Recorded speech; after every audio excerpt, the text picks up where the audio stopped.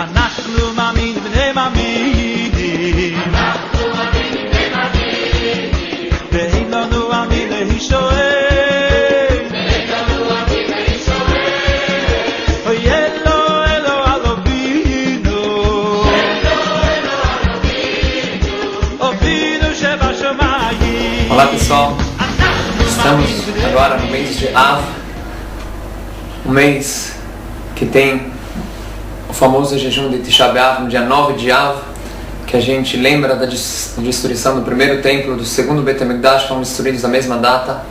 Está escrito que quando entra o mês de Av, a gente diminui a alegria. Tem um outro mês, que é o mês de Adar, está escrito Mishenichnas Adar Marbim Besimcha. Quando entra o mês de Adar, a gente aumenta a alegria. Em Av, a gente diminui. Aqui a gente vê que o standard do judeu é estar com alegria, com Simcha. Em Av, mesmo que é um dia que a gente lembra o luto, a tristeza da destruição do templo, a gente não fica triste. O judeu nunca tem que estar triste. Sempre tem a nossa fé, a gente tem que estar com felicidade, valorizar o que a gente tem. Em Av, que é um mês um pouco de lembranças de coisas tristes que aconteceram no passado, a gente diminui um pouco a alegria, mas não fica triste.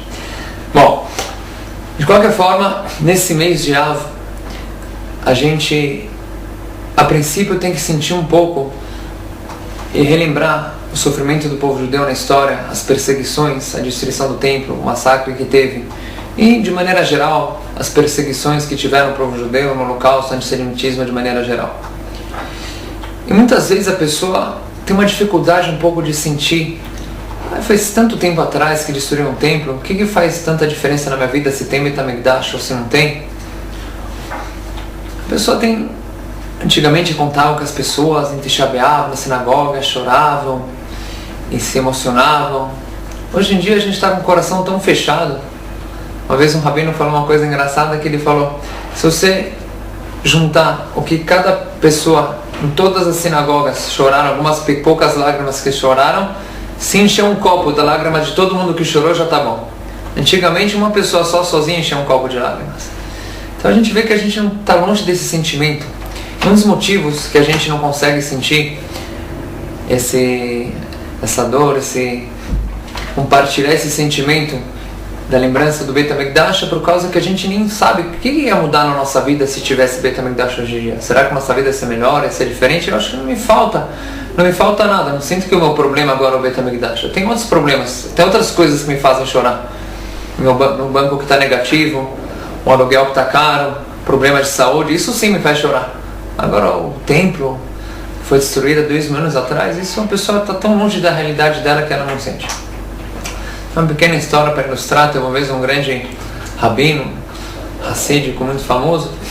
Ele se hospedou numa pousada e tem um costume de pessoas muito justas e sábias e tzadikim, que no horário da meia-noite elas fazem uma reza que elas sentam no chão, chamada de Tikkun Hatzot. Nessa reza a gente pede pela reconstrução de Yerushalayim, do Beit HaMikdash, do templo. Então ele estava fazendo essa reza e se emocionou e estava chorando. De repente o dono da pousada passou por lá, comentou com a esposa: tem alguém chorando aqui no quarto, falando em voz alta, será que ele está passando mal? Ele foi lá, bateu na porta e perguntou: o que está acontecendo? Está tudo bem com você? Ele falou: não se preocupe, eu estou aqui só uma reza pelo Beit HaMikdash, pelo templo destruído. Aí o dono da pousada fala: só isso? A gente pensou que tinha acontecido uma coisa com você? Então por favor, faz silêncio, você está incomodando aqui. Bom, ele ficou quieto, ficou em silêncio. Alguns minutos depois, ele bate na porta de novo. Ele fala: olha, eu tenho uma pergunta para você. Minha esposa mandou perguntar se quando vai vir o Mashiach e vai todo mundo para Yerushalayim, se a gente vai poder levar nossas galinhas. Ele tinha uma criação grande de galinha. A gente vai poder levar as galinhas junto? O rabino pensou, ele falou: olha, está escrito que o povo judeu vai voltar todo mundo para a terra de Israel, para Jerusalém, mas não está falando de galinha. Acho que as galinhas vão ficar por aí mesmo. É um vilarejo lá na Polônia. Tá bom. Ele foi e contou para a esposa. Alguns minutos depois ele bate na porta de novo. Fala: olha, rabino, conversei com minha esposa. Ela falou para você parar de rezar para a gente voltar para Jerusalém. A gente está bem aqui, estamos felizes com nossas galinhas, com a nossa criação. A gente não está a fim de largar tudo e ir para a terra de Israel. Bom, alguns minutos depois... então, antes disso, aquele rabino falou: mas como assim, vocês estão bem aqui? Pode vir os cosacos ou os poloneses virem para cá, roubar as galinhas de vocês. Quanto antissemitismo tem aqui na Europa? Vocês não têm nenhuma garantia aqui que vocês vão ficar para sempre com os bens, as bens materiais que vocês têm. Não tem garantia nenhuma. Óbvio que tem que rezar para a vinda do Mashiach. Bom, essa pessoa ouviu, foi falar com a esposa dele de novo. E mais alguns minutos depois ele bate na porta outra vez. Aí o Rabino abre a porta. O que essa pessoa quer de novo? Aí ele fala, olha Rabino, eu conversei com minha esposa, ela falou o seguinte: no lugar de você rezar para levar a gente para a terra de Israel, faz o seguinte, reza para Deus levar os poloneses e os cosacos para a terra de Israel e deixa a gente ficar aqui na Polônia com nossas galinhas, deixa a gente em paz aqui. Sim? Então dessa história a gente vê como que as pessoas, sim, ela está na vida dela, no cotidiano dela, com seus bens, com as suas preocupações. Nem tanto a pessoa sente a falta, o que vai me mudar se o povo judeu vai voltar para a terra de Israel, para Jerusalém, o Beit HaMikdash. Isso acontece por causa que a gente não tem noção do que era o Beit HaMikdash, aquela vida esplendorosa, como que o Beit HaMikdash fazia a diferença nas nossas vidas. Para a gente ter uma noção de como que a pessoa não pode sonhar com algo que ela não conhece, imagina uma pessoa, uma família que foi colocada numa caverna e tiveram filhos e netos nessa caverna, e os netos nunca tinham visto a luz, nunca conheciam o mundo afora, um mundo tão belo, com árvores e várias coisas, e riachos, e paisagens bonitas, e praias. A realidade deles era aquela caverna. Então uma vez, eles viviam lá num lugar escuro, pequeno, fechado, até que um dia, alguém lá de cima, de um buraco lá de cima, cavou e descobriu essa caverna, e gritou, pessoal, vim salvar vocês. Salvar daqui, a gente está bem aqui. Falou, não, aqui em cima tem um mundo afora, vocês estão numa caverna, um lugar escuro, fechado. Tem um mundo gigante lá fora, um mundo mais bonito, um mundo mais belo, com luz, com árvores, com paisagens. Vocês estão aqui num buraco, num lugar pequeno, escuro, sai daí. E eles falaram, não, olha, você está maluco, a gente não está aqui em salvação, que mundo diferente, a gente está bem nesse lugar, aqui é a nossa casa, aqui é o nosso meio de viver, a gente não está afim de sair daqui. Então eles podiam comparar uma vida dentro de uma caverna obscura e a vida no mundo afora. Não tem comparação, um mundo muito mais belo, muito melhor. Só que para quem não tem noção, não conheceu uma outra realidade, ela está contente com a realidade que ela está. Então a mesma coisa, gente, hoje em dia a gente vive num mundo que a gente está tão acostumado com ele, a gente não sabe o que ia ser diferente. É ter um templo construído no meio de Jerusalém. E daí? O que isso vai mudar na minha vida? Então para a gente ter uma pequena noção do que era o Beit HaMikdash. O Beit HaMikdash, na época quando o povo judeu estava lá, a primeira coisa era um mundo de uma fartura muito grande. Interessante que o Beit HaMikdash no Shir HaShirim é comparado com o pescoço. Está escrito que Migdal David Tzavarech. Sim? O Beit HaMikdash construído por... Os pilares dele foram... David Amelech, o rei Davi, iniciou a construção do Beit HaMikdash, o rei Salomão que construiu no final. Então é comparado com o pescoço. Que nem tem outro passuco que diz Al-Tzavarenu Nirdafun, foram perseguidos pelo nosso pescoço.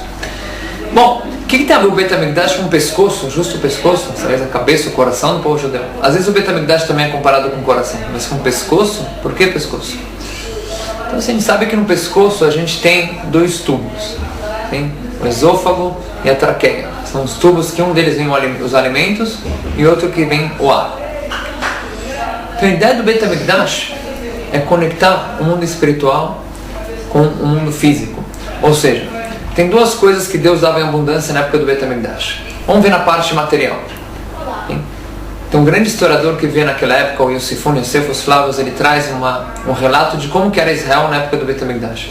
Então ele relata que era uma fartura enorme, era um país somente de verde, de agricultura muito próspera, com vários tipos de frutas e legumes, uma fartura muito grande, quase não tinham pessoas doentes, tinha muita saúde, tinha uma fartura, toda a parte material, uma riqueza, tanto de comida e de saúde e de coisas boas. Então a gente vê que o Beit HaMikdash não somente influenciava na parte espiritual do povo, também na parte material. Esse é o tubo, era como se fosse um tubo que Deus ele dava abundância divina, de fartura, de coisas boas. Precisava de um tubo, um canal que ligaria essa abundância divina com o mundo. Esse canal era o Beit HaMikdash, que isso é representado pelo tubo que a comida vai para o corpo. Por outro lado tem outro tubo que vem o ar, que isso representa abundância espiritual. Na época do Beit HaMikdash, mesmo crianças pequenas tinham uma sabedoria muito grande no conhecimento da Torá, no conhecimento de ciências de maneira geral. As pessoas eram muito sábias e elevadas espiritualmente. Tem uma Gemara que traz no Talmud, e tinha uma época que já tiveram no povo de Israel Kiflaim Keutzei Mitzrayim Levim, profetas, o dobro no número de pessoas que saíram do Egito, 1.200.000 profetas. Um profeta, para chegar a um nível de profecia, não é qualquer um que virava profeta. É uma pessoa de um nível espiritual muito elevado, que tinha toda uma preparação para virar um profeta. Imagina 1 milhão de pessoas assim. Então era um mundo assim de fartura, de sabedoria. Era um mundo que tinha uma moralidade no mundo. Hoje em dia a gente vive num mundo com criminalidade, com drogas, juventude perdida. Naquela época era um mundo completamente diferente. Se tinha um assassino em 70 anos, a gente comentou no outro vídeo que a gente fez, um assassino em 70 anos já era muito, uma sociedade sanguinária, era muita coisa, era um nível moral tão elevado, tão grande, que esse tipo de coisa não existia. Então a gente vê que, analisando um pouco mais, a gente deu uma pequena noção agora, nessa aula de hoje, o que era o Beit HaMikdash, como que o mundo era um mundo perfeito, um mundo de fartura, um mundo de espiritualidade, de moral, de ética, de pessoas que estavam no bom caminho. E tudo isso através do mérito do Beit HaMikdash, que era o que conectava a abundância divina com o povo judeu aqui na terra de Israel. Desejamos, se Deus quiser, que em breve a cidade de Jerusalém vai ser reconstruída e teremos o terceiro Beit HaMikdash, Sheibaneh Bimherá B'Yameinu. Amém. Shabbat Shalom para vocês.